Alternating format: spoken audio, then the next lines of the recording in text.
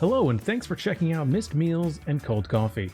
I'm Chef Lethal, and I've had some mild success on the internet as a live streamer, so I thought I'd bring those talents and my own life experiences to chat with you about parenthood. I'll cover topics ranging from infertility to the adoption process, while hopefully having some fun in the meantime. Now, before we get into the episode, my legal team has prepared the following disclaimer. This podcast is for informational and educational purposes only. Any medical advice or information given by the host, Chef Lethal, or any of his guests should not be taken seriously or acted upon without the express consent of an actual medical professional. Please call your doctor if you experience an erection lasting longer than 4 hours, as this may be an unintended side effect. Please follow Chef Lethal on Twitter at Chef Lethal Plays and on Twitch at twitch.tv/Chef Lethal Plays. Now, with that out of the way, on to the show. Hello and welcome back to Missed Meals and Cold Coffee, episode number 11. Now, a few things before we get started. I just want to talk for a minute because I need to fill time here. You see, I actually missed last week, which, it's going to happen. I didn't want it to happen so soon, but we got 10 episodes out, and I feel pretty good about that. I feel pretty successful that I was able to maintain that given everything going on in my life right now. And honestly, I suspect, and you'll know this if you're listening to the recording, not watching live on twitch.tv/Chef Lethal Plays right now, I suspect this one's going to be a little bit on the shorter side. Honestly, I just haven't had the time, energy, or drive to put together the show notes as extensively as I would have liked for today's episode. That's a personal thing I'm going to have to get over, and hopefully I don't miss any more weeks, or at least go a few weeks without missing.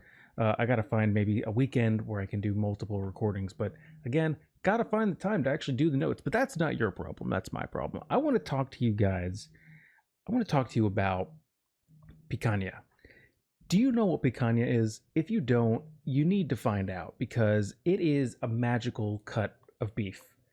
And I found a source that you can buy it online. They've got a whole meat extravaganza selection that you can buy. And I'm not going to, well, maybe on there. It's called Wild Fork Foods. I'm not sponsored by them. They're not giving me any money. They didn't even reply to my tweet when I sent them a very nice thing when I got these delicious pork chops from them and made a really great meal.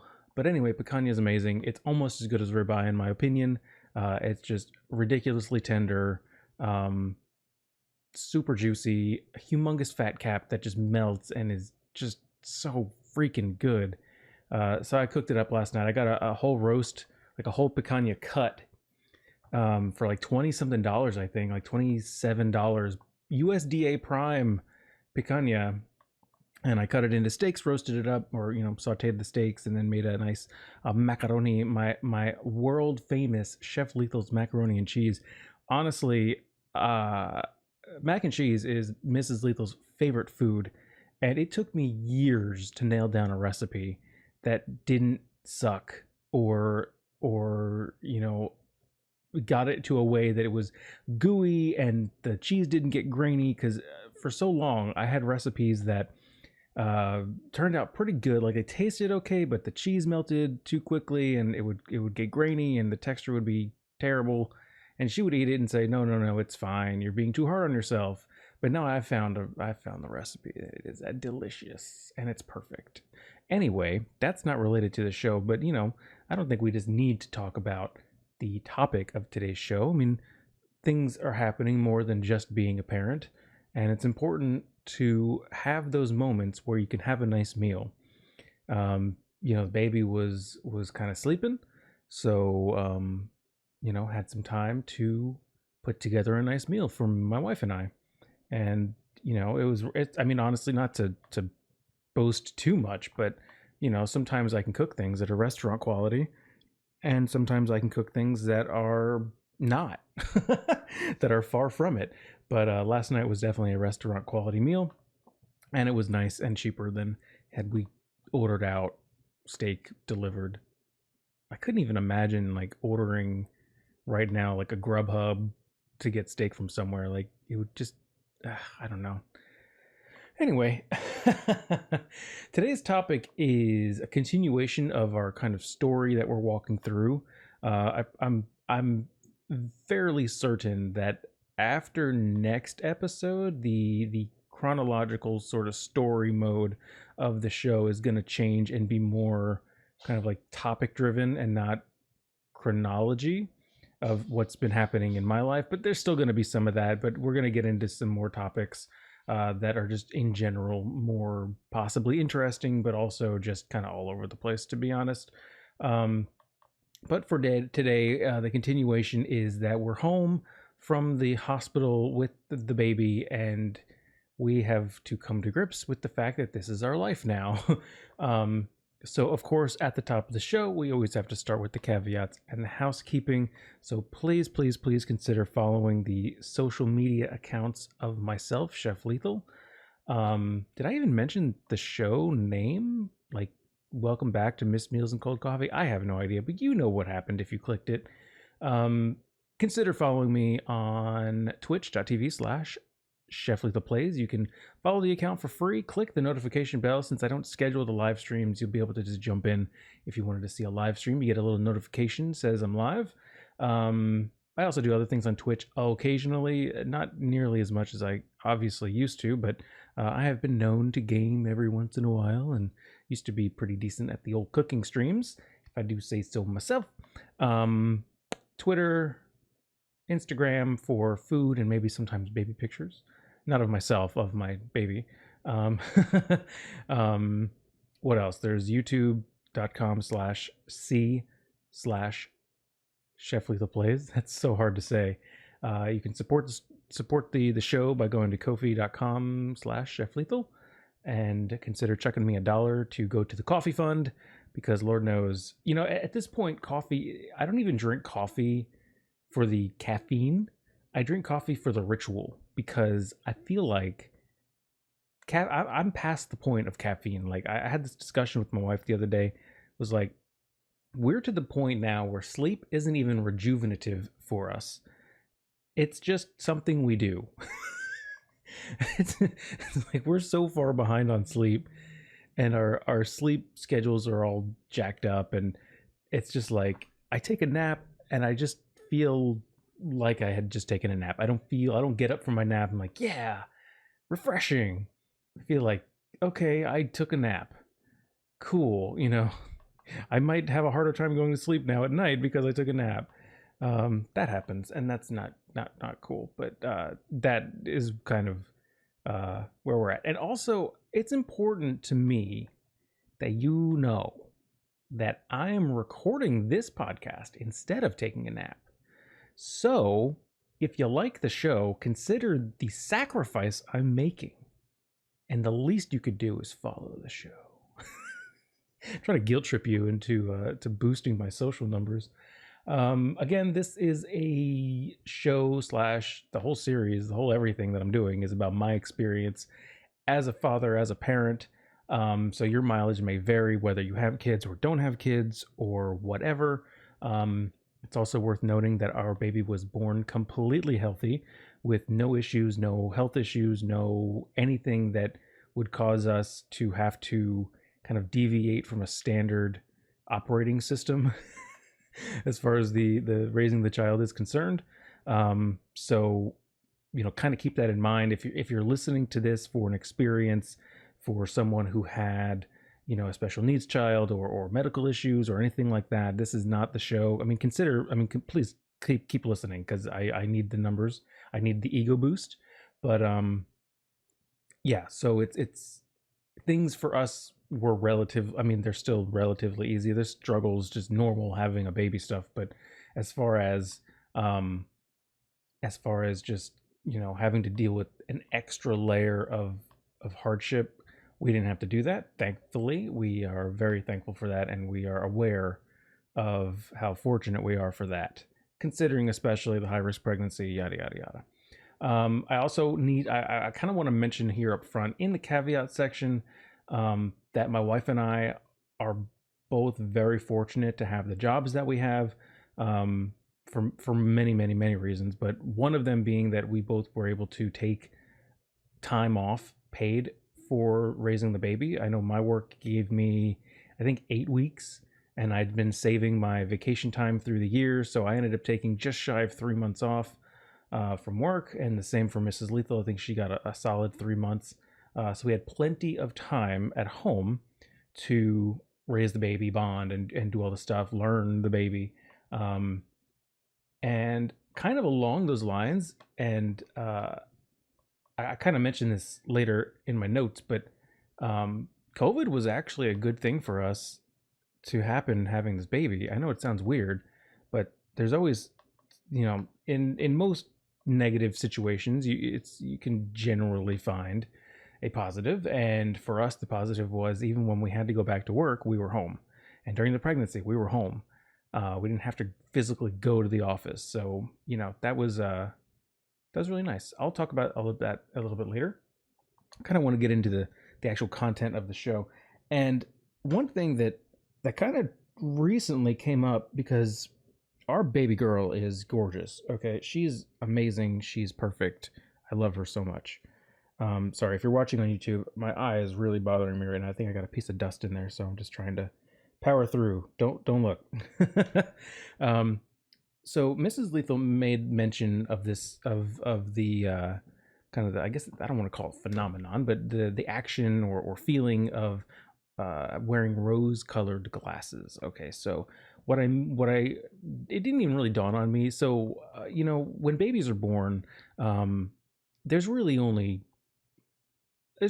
two categories of babies. And another caveat, no judgment zone. You're not allowed to judge anything I say. There, I said it. It's the rules. If you judge me, I will find and litigate you. So there's, babies get born, and there's really two categories of babies. Potatoes and really cute babies. And so our mini lethal 3 was born, and immediately I was smitten. I fell in love with her, and I thought, wow, we are so lucky we did not have a potato. She's adorable. She's perfect. I love her. Amazing. Then we started looking back, like recently, like within the last month or so, like just really going back and looking at the pictures from the first days, first weeks. And we were kind of sitting on the couch, and Mrs. Lethal leans over and she goes, "She was a little potatoey, wasn't she?" And I said, "Darn it, you're right." And she said, "I think we were wearing rose-colored glasses at the time. We saw our child and we instantly thought she was the most beautiful thing in the world, but she was a little potatoey. Also, a little jaundice. There's a whole jaundice is a thing. I thought it was just a made-up thing, or something that only sailors got, like 300 years ago or whatever, and you had to give them a lemon and lime like Sprite. But no, jaundice is a thing, and I don't know if I actually mentioned this or if I was going to mention this in the show. Let me check my show notes really quick. Yeah, let me just mention jaundice real quick. So jaundice is when your skin's yellow, and it's pretty common in babies, from what I understand, and it can vary from slightly tinged to gold, like dangerous yellow. And there's tests that they do in the first appointments that you go to the pediatrician, and they can tell what level of jaundice your baby has. So to us, she looked perfect, right? But we took her to the doctor for the first appointment. I'm getting ahead of myself here, but whatever, I'll go with it. I took her to the appointment, and the doctor was like, "Okay, we got to do a jaundice test." It's called the Bilirubin Test. So, and the doctors shorten it to Billy. So they'll say, "We're going to take her Billy," or "take the Billy test," or whatever. They're not talking about a goat. They're talking about the Bilirubin Test. And I'm going to explain this to you now because I didn't know this, and our doctor just kind of said it to us without explaining what she was talking about. So my wife and I were just kind of sitting in the room like, okay. And then my brain started working, my science brain started working, and I understood. So given a baby's height and weight, or I guess they call it length because they can't stand up yet, their length and weight determines their maximum potential like bilirubin score before they're considered jaundiced. like needs treatment.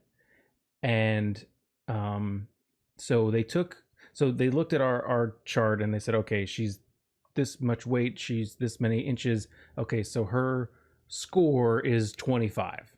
And so, okay, cool, 25. And they took the bilirubin test. They have like a swipe thing. It almost looks like one of those forehead um, thermometers. And they swiped a couple places of her skin and they said, okay, she's a 14, you're safe. Just make sure she stays hydrated and feed her and all that stuff. So we were clear, like just basically watch it. Don't let her get any worse. Make sure she's putting on weight.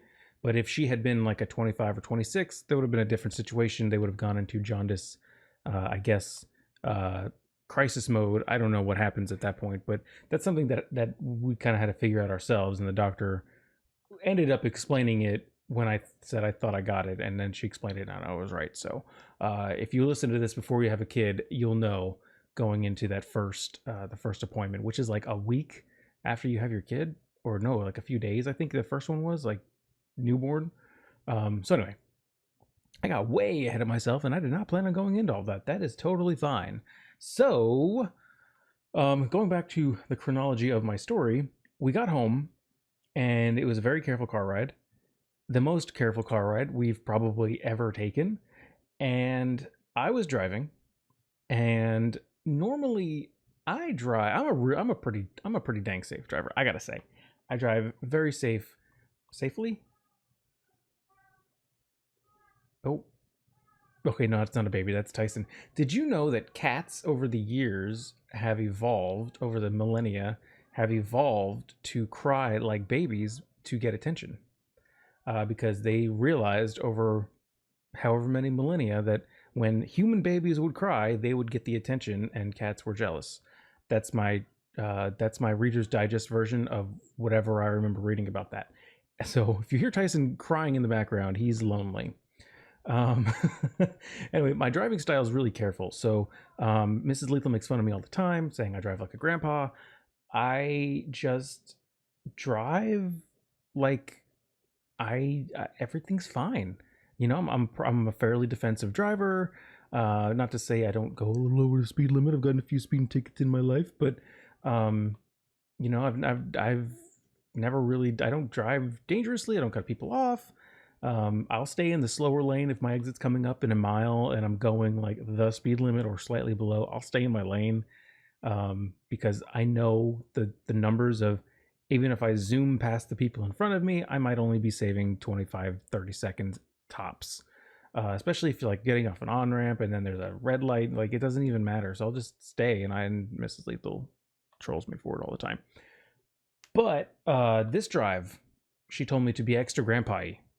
So I did, and we eventually got home. It was very stressful. Mrs. Lethal sat in the back seat so she could keep an eye on the baby.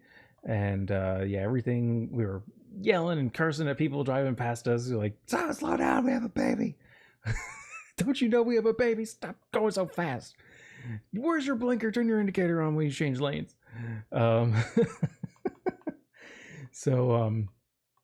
we get home, and it was so surreal getting in the house. For one, I'd been home earlier that day to get Lucy home, and I had to do a few things here at the house before we got discharged from the hospital. But it's the first time that Mrs. Lethal had been in the house for days, and it was just kind of weird, right? We were all home again, and our older kids, were with my mother-in-law, so it was just Lucy, our dog, to greet us, and our two cats were home. So it was quiet. I think that was the weirdest thing. It was quiet. Our baby was sleeping, and like in the car carrier thing, I'm fairly certain she was sleeping, and it was just weird. Like we didn't know what to do, right? I mean, we still don't know what to do, but I mean, there's the difference between going from the quick adoption that we had. You can go back to listen to, what was it, episode 3, episode 4, about our adoption situation. It just happened so quick. But with the pregnancy, a pregnancy is 9 months. We had 9 months essentially to prepare, and I would say we were we were pretty dang prepared. We had a good baby shower. We got a lot of the stuff we needed. We had time to put it all in and get situated with what we needed immediately.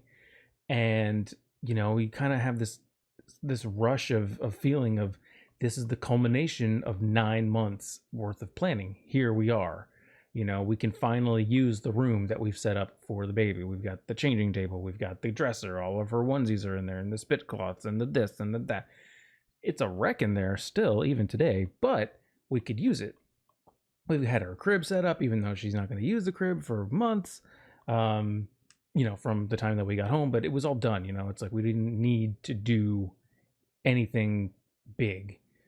So I think that was really important. We had everything. If you have the, and this goes back to something I talked about in a previous show, just being prepared and don't just procrastinate. Don't sit on things, because it will come to bite you. If your baby gets born a few days early and you were planning on, assembling the crib, the day before that you were due, or 2 days before, but you get called in sooner, then you're going to come home and not have a crib. Not that you will probably need your crib in the first days, but I'm just using that as an example because it's a one-syllable word and my brain can't handle anything bigger right now.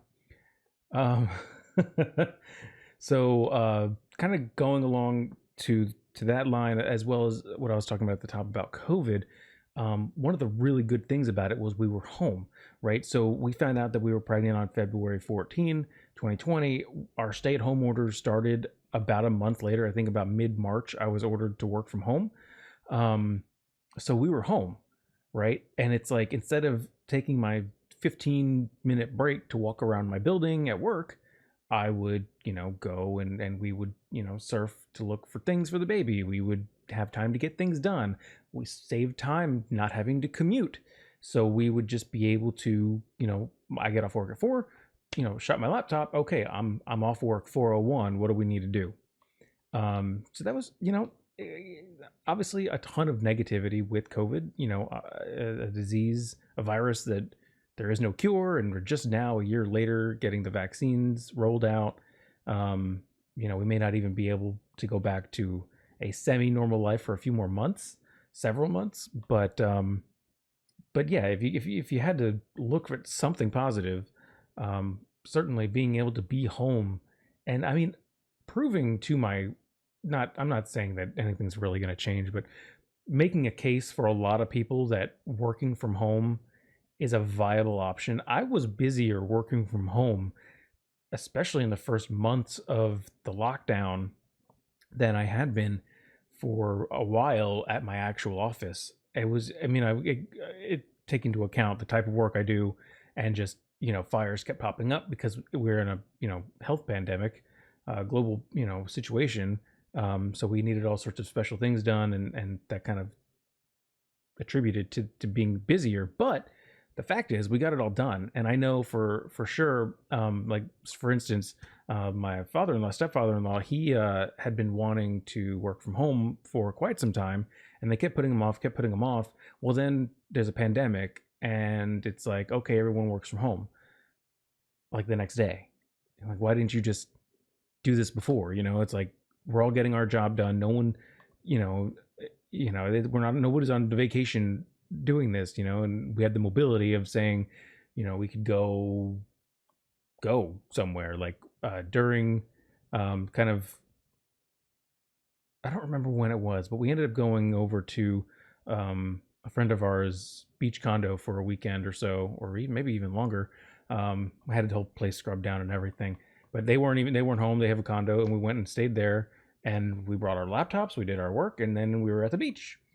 The joys of living in Florida. And it was like a private beach. It wasn't even like there was anybody out there, plenty of space. It was like, we were literally, for many of the days, the times that we went, we were literally the only people out on the beach. It was really cool.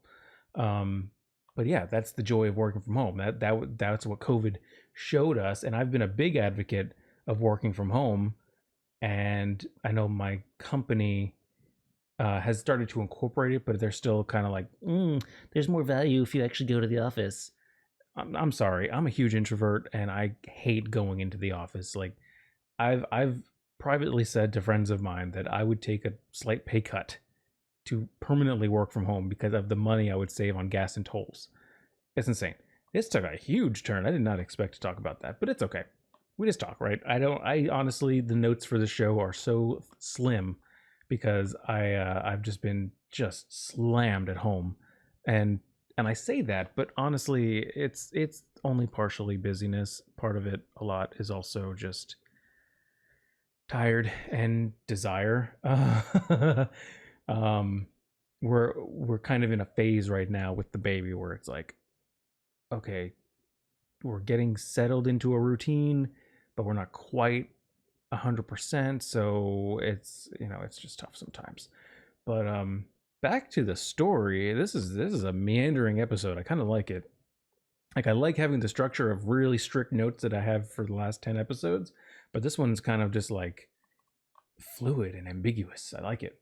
So anyway, we're home, and everything we did was so careful while we were home. I mean, clearly, obviously, you got to be careful. You have a baby, but I think we were over the top careful.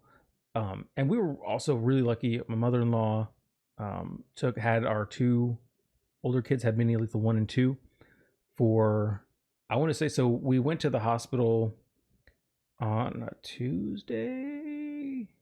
I don't remember anymore. Whatever. I'll just say Tuesday. But we met her like halfway between our houses because she lives like 2 hours away, and dropped off the kids with her. So she had the kids for the whole time, like the weekend before we went to the hospital through the birth, and then an extra week. So I'm pretty sure an extra week. So we had tons of time to stay at home and just focus all of our energy on not killing this baby. And chiming in from the Twitch chat, my man Rapak, what's going on, man? Hope you're doing fine indeed.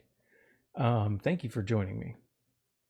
So everything we did was so careful, right? And because we didn't know, one, we didn't know what we were doing. Two, we didn't know if we were doing things right. And three, that was it. I mean, there are books about these things and there are podcasts about these things, but every baby's different, right? Again, we were fortunate. We had a healthy baby. If you had a slightly less healthy baby, your schedule is going to be different. But we were nervous about everything. We were nervous about, is she sleeping too long? Did she sleep enough? Is she eating enough? She didn't eat very much. She hasn't pooped. How much should we see? This is kind of potentially gross. So just be warned. But like in the room that we were in the hospital, there was like a poop chart. And it tells you like what to expect for the first days of diaper changing and what you expect to see. And they're like, on day 3, it should be this. And on day 4, and then day 3 came, we were home. And I remember in my head, you see a chart like that, it gets burned into your memory. And it said, I'm not going to give you the details, but it was like, day 3, your baby's stool should look like this and have this consistency and color and all this. It's delicious, let me tell you. Great thing being a parent. And I remember on the 3rd day changing a diaper going, we haven't had this yet. And then the 4th day, we haven't had this yet. It's like, shoot, our baby's broken. But it turns out everything's fine. There's so much stuff that they tell you and that you read that is like, on day 3, expect this poo, but if it doesn't happen, it's okay.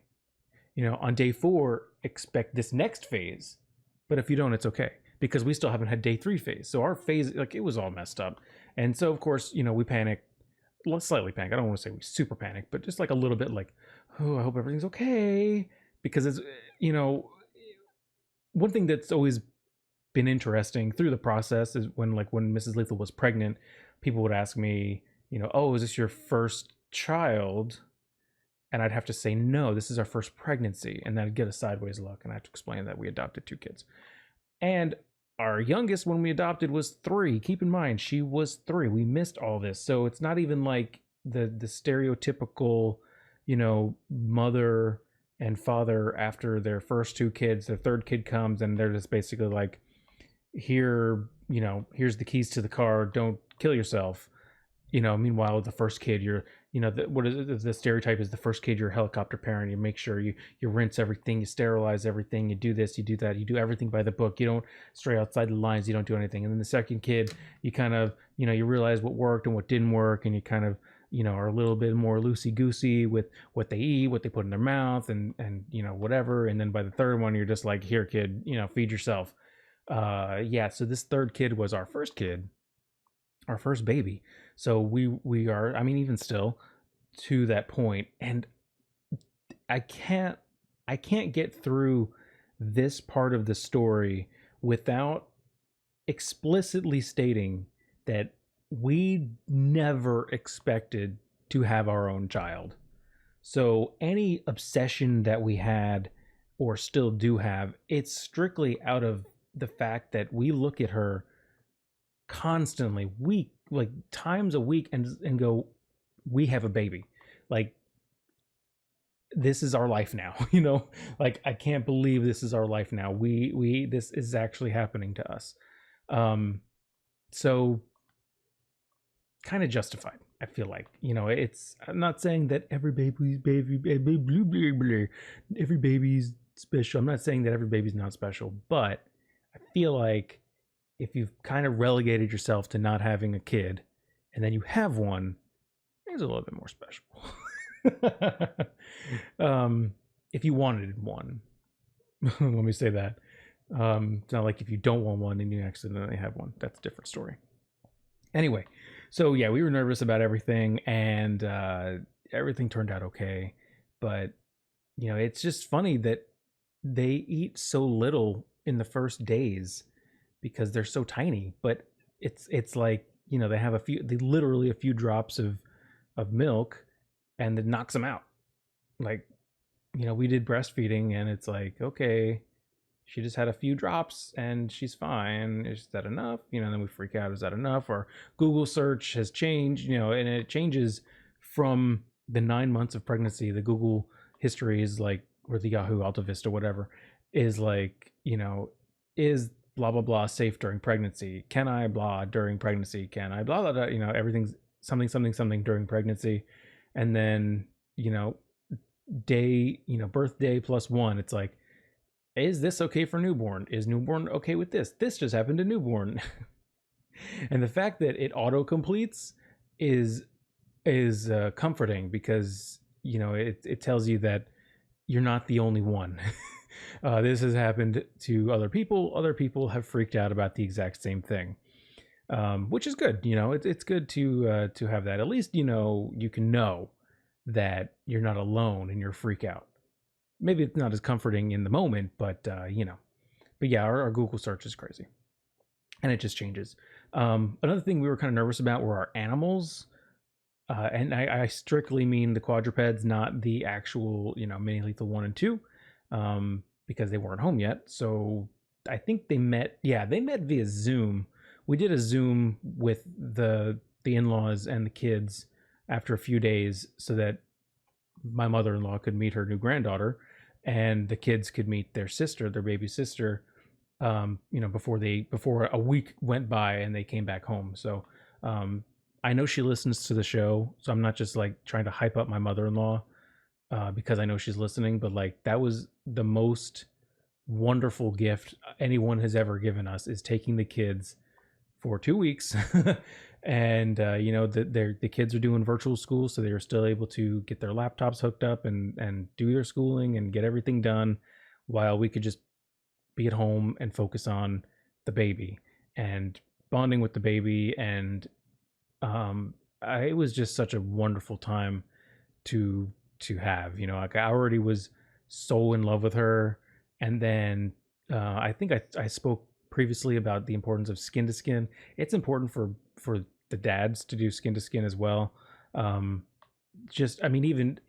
at the most basic level, just for bonding, there's just something about feeling the baby's warmth on your bare skin.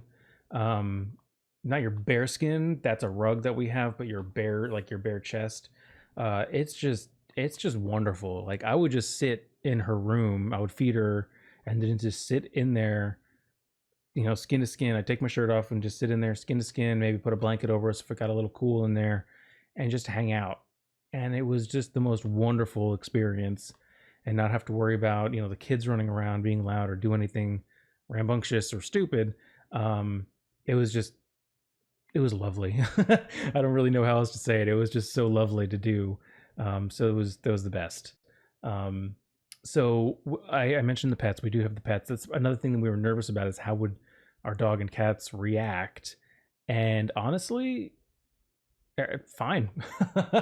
Lucy didn't really change. The only thing she gets kind of like rambunctious. She gets nervous. I don't know if nervous, but she does something. I don't know how to describe it. When there's loud noises, she'll like want to join in. So like if the kids are yelling, if they're running around playing outside, she wants to run around and she's barking, trying to get involved. If Mrs. Lethal and I would be play fighting in the house, Lucy would want to get involved, at least barking at us or going to chew on her bone. So having the new screams of the baby sometimes would trigger Lucy to like maybe go find her bone and start chewing on it, like her Kong bone, not like a rawhide or anything like that. For anyone worried about what Lucy chews on. So that would kind of sometimes trigger for her is that reaction. And honestly, still to this day that happens, because now we're in a different phase of screaming and yelling and sounds. And it just kind of makes Lucy a little nervous. She's like kind of like Linus from Charlie Brown. She needs her safety blanket, and her safety blanket is generally something to chew on, whether it's her bone, her rope, one of the kids' arms. I'm just kidding. She likes their legs. So Lucy was fine. The cats, on the other hand, the cats were crazy. So we noticed that so we've got two cats. I don't expect you to remember our full cast of characters that I explained in chapter 1, in episode 1. But just in case, we've got two cats. Our older cat is Tuscany. I think she's 12. And then our younger cat, Tyson, is like 4-ish. So anyway, he's a big chunker. He's adorable. He's my boy. He was my boy. He's my boy. That's all I'm saying. Chunky chunk.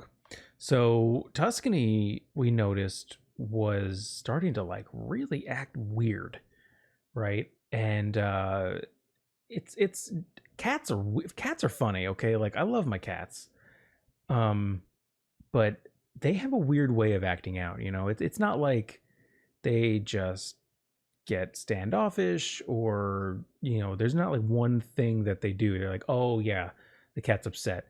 They get upset about the dumbest things. You move the litter box and they could take retribution on you by peeing in places where they never was a litter box. They could take a dump in your shoe. That happened to my dad one time when I was a boy, and it was hilarious. One of the only times I ever heard my dad drop the F-bomb. Oh, that was good. He didn't know I was in my bedroom. Anyway, so Tuscany was acting extremely weird, and she was just coughing a lot and sneezing. Like she would go into sneezing fits, just like rapid fire, like choo, choo, choo, choo, choo, choo, choo, often and a lot. And it's kind of like, okay, that's gross. You're doing this all over our blankets, all over the house, all over everywhere. It's gross. So we eventually took her to the vet, and I say eventually, and we had a newborn. For one, like we couldn't sleep. Our sleep schedules were so jacked up. I mean, they still are, but especially in those first days. We've altered our schedule, Mrs. Lethal and I, a few times since we brought the baby home, and I think in those first days, we just kind of, as far as nighttime was concerned, we agreed, because Mrs. Lethal can actually stay up at night. She would stay up with the baby at night, or at least, kind of be on alert or on duty overnight. And then I would take over in the morning so she could sleep. Cause I can't even remotely stay awake at night. Like once 10 o'clock hits, like my eyes are practically closed, whether I want them to be or not. But I can do mornings pretty well. So, we kind of switched off, and it's such a weird dynamic for a few months, honestly, going to bed without my wife next to me. But we're kind of weaning off of that weirdness. But um, why? Oh, because our schedule. Yeah, it was just weird. Because we didn't want the baby to be left alone. The baby wouldn't sleep in her bassinet unattended. Because the bassinet mattress, for lack of a better term, was practically a slab of concrete. And I think it's the APA, like American Pediatrics Association, doesn't allow via their recommendations anything in the bassinet with the baby. Any pillows, blankets, toys, stuffed animals, pacifiers, nothing. They've got to sleep on this concrete. And she would not. She hated it. So we had to kind of improvise and let her sleep on us, which, people have their own thoughts about that. But for the most part, I feel like we were pretty responsible with it. If we ended up falling asleep, I'm not going to get into it, but we would be very aware. And honestly, we brought the baby home, we had the baby, and both of our parents' senses went up to like 15. Mrs. Lethal's mom sense was already like a 9 or a 10, and it jumped like the next day up to a 15, 16 maybe, on a scale of 10. Like that baby could have a slight whimper while she's in like the backyard, and she'd come in, hey, did I hear the baby? Like, yeah, but we're fine. So anyway, I know there's a lot of controversy, and they tell you don't sleep with your baby because you could roll over and kill your baby. We don't sleep with her in bed. I'm trying to defend myself now. We're fine. Everything's fine. Don't judge me. So anyway, we took Tuscany to the vet. Another weird aside. Took Tuscany to the vet, and turns out the vet determined she got a viral infection. She gave herself a viral infection for being so stressed out because of the baby. Like, seriously? Wow, that's pretty intense. So I'd never heard of that. So they gave her some powder and a calming diffuser thing, and she seems to be doing a little bit better now with all of that nonsense. But it was like, I didn't know that was possible. I would have thought she would just pee on our carpet, but no, she straight up got herself infected with the virus, which is cool. Thanks, Kat. Anyway, Tyson reacted a little bit differently. I don't know if, because he gets annual allergies pretty bad, where he'll scratch, and ended up like opening up wounds right by his ears. We got to put a cone of shame on him. So that happened pretty badly, actually. He got some pretty nasty cuts that he opened up, but I don't know how much of that was stress scratching and how much of that was allergy scratching, and then how much of that was scratching because it had already been scratched. I suspect there's a significant portion of that was stress related, because everyone else was stressed out. I was stressed out, Mrs. Lethal stressed out, Kat stressed out, everybody's stressed out. That's what happens. But no, everything was fine. Like, the cats didn't really have any adverse reaction to the baby at all, other than those things. But like actually seeing the baby, they never, she's fine. Lucy didn't freak out at this small human at the house. And everyone's been really chill. And I say everyone, like anthropomorphizing my pets, but they're fine. So everything was good. The first few days were extraordinarily stressful, just because we didn't want to mess anything up. We wanted to be prepared for our first pediatric appointment, and we wanted to make sure that this was our baby. We wanted we want the best possible for her. And I say certainly in those first days we were pretty helicoptery.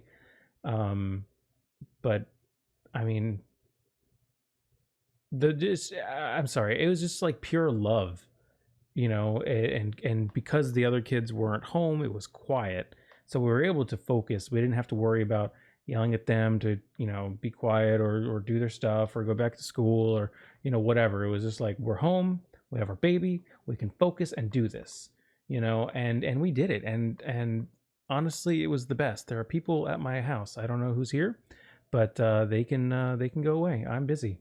They can actually see me through the window right now talking to you. That's pretty funny. One dude's wearing a vest. I wonder if they want to cut my trees. This is not important to the episode at all. I'm just yammering on.